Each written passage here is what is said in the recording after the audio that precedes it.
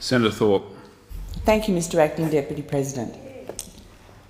Over the centuries, there's been a colourful history of groups incorporating under the common belief that the planet Earth is flat, despite a mounting wealth of scientific evidence to the contrary. While this idea can trace its origins back to ancient civilisations, it's been revived many times in recent decades across the globe. The philosophy actually reached a peak in the 1970s when the International Flat Earth Research Society of Australia was reported to have a following of around 3,000 people. A newsletter by Society President Charles Johnson declared the goal of the organisation was to replace the science religion with sanity.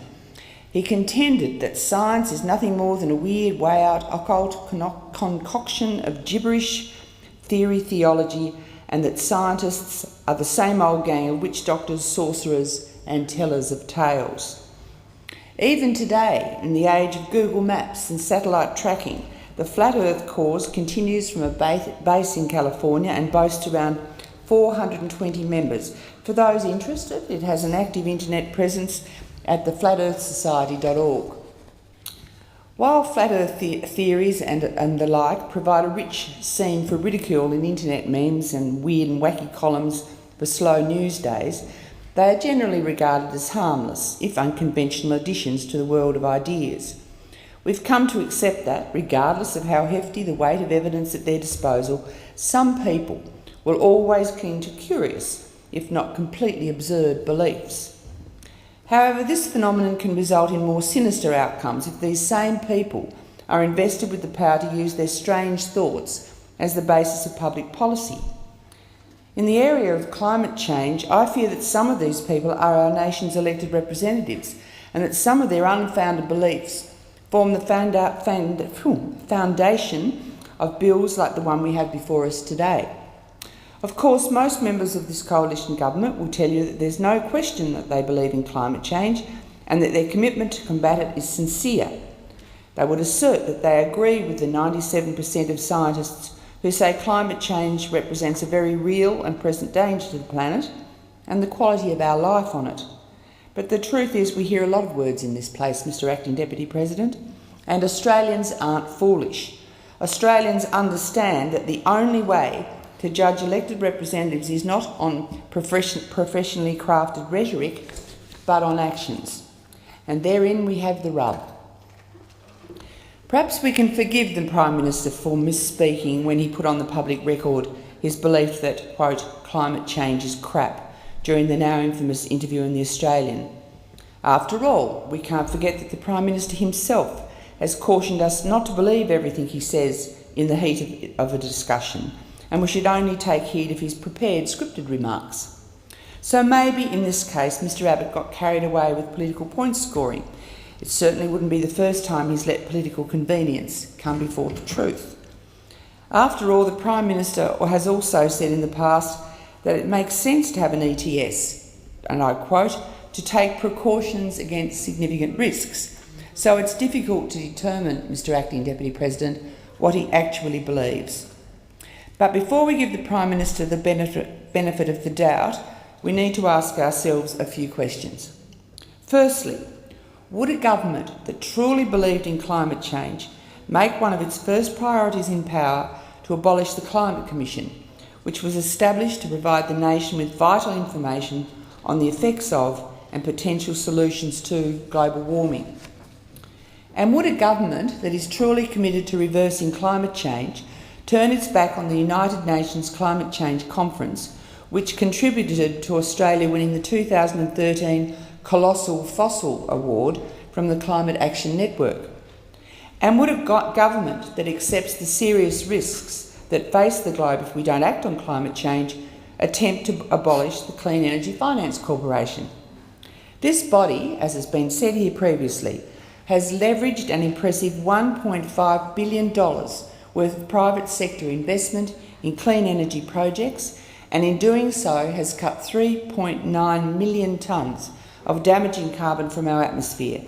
Even more importantly, and this, Mr Acting Deputy President, is the kicker, this activity has also brought a return of 7% to government coffers. This would result in $200 million a year of pure profit.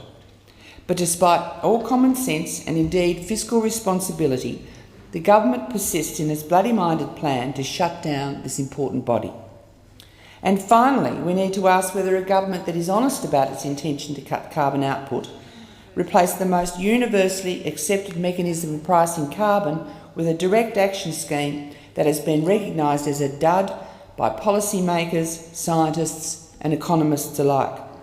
These questions are exactly what we are considering today, Mr Acting Deputy President, in the bill that is before us.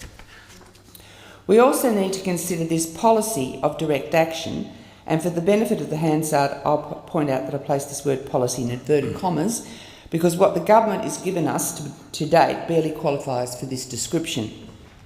Despite the fact that the government first announced direct action in 2010, in the intervening 3 years, it came up with little more than thought bubbles as to how it could funnel hundreds of millions of dollars to polluters and rip away all the economy-wide incentives for investment in green, energy-efficient projects.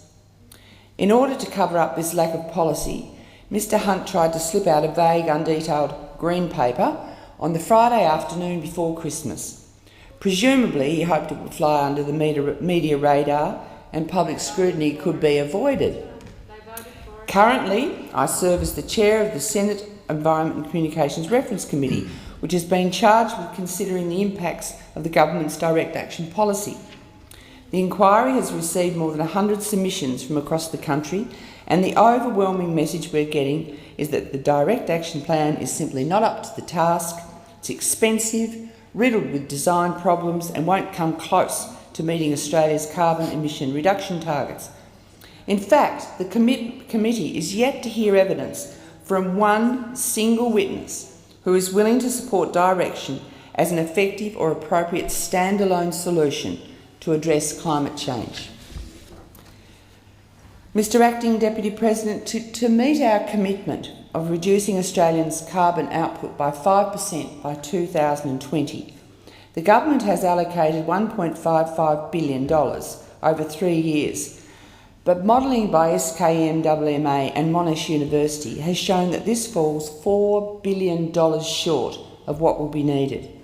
This leaves the government with three options: either change the policy to a more cost-effective one, increase funding, or fail at meeting the 5% reduction target.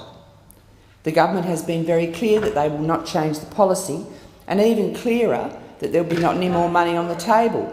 Unfortunately, Mr Acting Deputy President, this all but guarantees that Australia will not meet its carbon reduction target. One key failing of direct action is that it throws away the widely accepted market-based model of polluter pays in favour of an under-resourced taxpayer pays the polluter plan. This is very curious when you consider that the Environment Minister himself penned a graduate thesis entitled "A Tax to Make the Polluter Pay," proving he fully understands the effectiveness of a broad-based market pricing that places the burden of pollution on the polluter rather than on the taxpayer. When interviewed on the topic in 2010, Minister Hunt reiterated this position, saying, "My support has always been for two things, and this is a lifelong commitment back to my thesis, and that is firstly to reduce emissions and secondly to use economic instruments to do that." Despite this, Minister Hunt seems to have turned his back on years of learning to champion the Emissions Reduction Fund, where the government will pay organisations to undertake projects intended to reduce carbon emissions. Pollution, Mr Acting Deputy President, is a waste output of business like any other. Just as we wouldn't expect someone else to pay to dispose of the skip bins of rubbish that any business generates, it's quite unfair to require the taxpayer to pick up the tab for big business and their carbon outputs. Unfortunately, this direct action policy also has some serious design flaws which open it up to being gamed by big polluters. Firstly, it's very difficult to determine what a business would have done anyway as part of their normal operations. It's easy to envisage a scenario where a company could secure government funds to do something that they'd planned to do all along. And perversely, Businesses that have already reduced their carbon output could be penalised because they'll be starting from a lower baseline despite taking responsible and very effective action earlier. But worse than this, the government has already pointed to a flexible approach where there will be no penalties for not meeting the required carbon abatement. It's been made clear that the government will not penalise organisations for, and I quote, business as usual operations, even if business as usual pumps out tens of thousands of tonnes of polluting carbon dioxide. In this context, Mr Acting Deputy President, it's not surprising that the government has completely done away with the national cap on emissions, as there is no chance of meeting any meaningful target through direct action. In fact, the Climate Institute tells us that far from helping to mitigate climate change, direct action will actually result in an increase in carbon emissions of 8 to 10% on year 2000 levels. And according to Climate Institute modelling, if other countries followed the Abbott government's policy lead, the world would be on track for a catastrophic rise of up to 6.5 degrees centigrade by the end of the century. For Australia, this would mean a 5-fold increase in droughts in southern Australia, the virtual destruction of the Great Barrier Reef, forced abandonment of many coastal communities, and a 90% reduction in the agricultural production from the Murray-Darling region. Another problem, Mr Acting Deputy President, of direct action is that it's completely silent on what will happen post-2020. We simply don't know. This creates serious uncertainty in the business community and threatens the viability of long-term investment planning, particularly as many projects would have a lifeline extending well beyond that of the policy itself. With the removal of the broad-based carbon price, the government is removing the financial incentive for businesses to invest in low-carbon solutions. By doing this, they are essentially subsidising fossil fuels at the expense of clean, renewable energy. While the rest of the world is embracing the transition to low-carbon economies, Australia may well find itself an economic and environmental backwater through the government's determination to cling to last-century technology. In fact, Globe Climate Legislation Study, which was released last week, highlighted how far Australia is falling behind the rest of the world in this area. This study of 66 countries across the globe found Australia is the only country to be taking negative legislative action on climate policy. God, may I repeat that, Mr Acting Deputy President? This study of 66 countries across the globe found Australia is the only country to be taking negative legislative action in climate policy. Only 3 months ago, China's second largest province, which has a population of over 100 million, introduced the world's second largest emissions trading scheme. Meanwhile, Australia stands alone as the only country currently that is dismantling a market-based approach to minimising climate change. It's very hard to believe that these are the actions of a government that is truly committed to avoiding the damaging environmental and economic impacts of climate change. Today, we are looking at a bill that threatens to turn back the clock on the advances this country has made towards meeting our ethical obligations to future generations and replace it with a widely derided option that will do nothing but line the pockets of big polluters.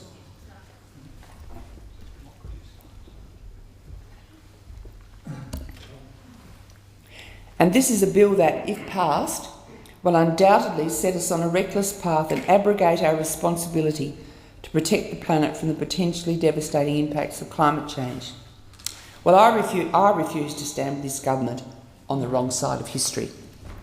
Instead, I will stand with the 87% of Australians who believe that the target to reduce Australia's carbon emissions by 5% by 2020 is either on the mark or doesn't go far enough. And I'll stand on the side of the sheer weight of scientific evidence which tells us that we are heading down a perilous road if we ignore it.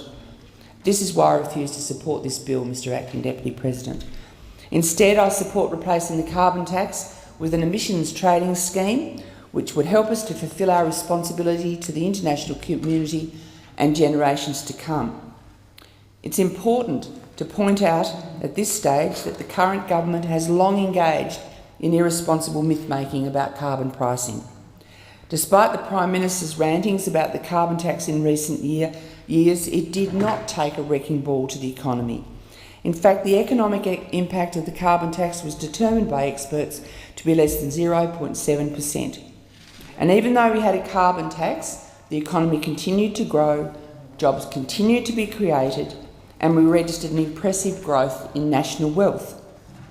At the same time, a fair compensation package was put in place to ensure that Australians earning under $80,000 a year would suffer no negative financial impacts as a result of the carbon tax. And that, Mr Acting Deputy President, is hardly a wrecking ball from anyone's perspective. At the same time, the carbon tax resulted in an 8.4% drop in carbon emissions from the electricity sector in its first 6 months. That's a very tangible drop of 7.5 million tonnes of carbon when compared to the same half of 2011. However, in Labor, we recognise that the economy may have some difficult times ahead. This is why we believe that an emissions trading scheme will strike the right balance between protecting the economy while also meeting our obligations to reduce carbon output. The proposed scheme will put a floating price on carbon from the 1st of July. Notably, it would also reduce the economic imposts on business, industry and Australian families, as the carbon price would drop from the current $25.40 a tonne to the standard European floating price, which is around $6 a tonne. As policymakers, one of our primary responsibilities is to recognise problems and find sensible, evidence-based solutions to them. And at the moment we do have a very serious problem facing us. We only need to look at the serious weather events occurring across the globe to realise that lip service and token gestures from those opposite simply won't cut it. From the heartbreaking bushfires in New South Wales to the devastation wrought on the Philippines by Typhoon Haiyan, there is little doubt that the weather is changing. And experts across the globe have devoted their lives to the study of climate, and they are unanimous in warning us that if we don't act to decrease carbon emissions, these sorts of extreme weather events will only escalate in both scale and regularity. Experts have told us that the most sensible, effective policy solution to the problem is to put a price on carbon, and that so-called direct action schemes are expensive and ineffective. So we stand here, Mr Acting Deputy President, at an important junction in history. Do we take the responsible path of placing an effective, evidence-based response to the problem of climate change in place?